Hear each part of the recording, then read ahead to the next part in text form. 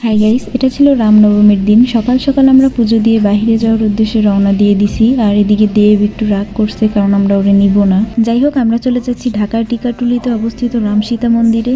এটি ঢাকার শত বছরের ইতিহাসের একটি অংশ আর বহু প্রাচীন মন্দিরগুলোর মধ্যে একটি। এই মন্দিরটিতে রামনবমী ছাড়াও উল্টো রথযাত্রা সহ বিভিন্ন সনাতন ধর্মীয় উৎসব পালন করা হয়। যাই হোক গাইস, এই রামসীতা মন্দিরের উল্টো গলিতেই ছিল জয়কালী মন্দির। আর কথা বলতে বলতেই আমরা মন্দিরের সামনে চলে আসছি। তো চলো এবার আমরা ঘুরি আর তোমাদেরকেও ঘুরে দেখাই।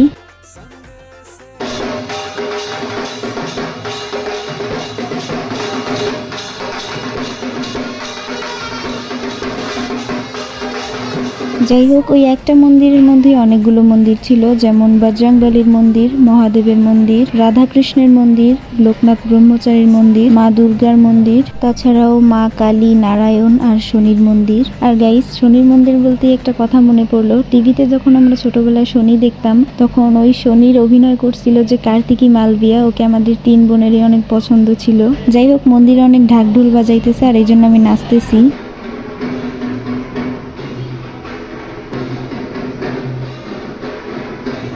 তো যাই হোক, এবার সবাই পুজো দিয়ে ভোগ নিবেদন করলো।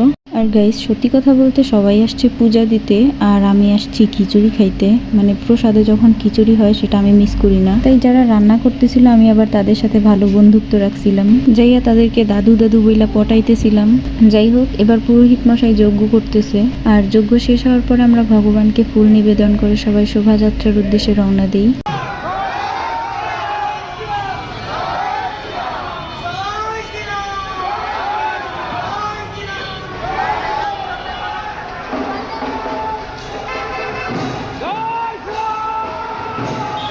যাই হোক, পতাকাটা দেখতে কিন্তু অনেক সুন্দর লাগতেছে। আর আমরা শোভাযাত্রা দিয়ে আসার সাথে সাথেই আর একটা শোভাযাত্রা দেখতে পাই। তো রামনবমীর ফুল ব্লগটা চাইলে কমেন্ট করবা। আর আজকের ব্লগটা ছিল এই পর্যন্তই। বাই।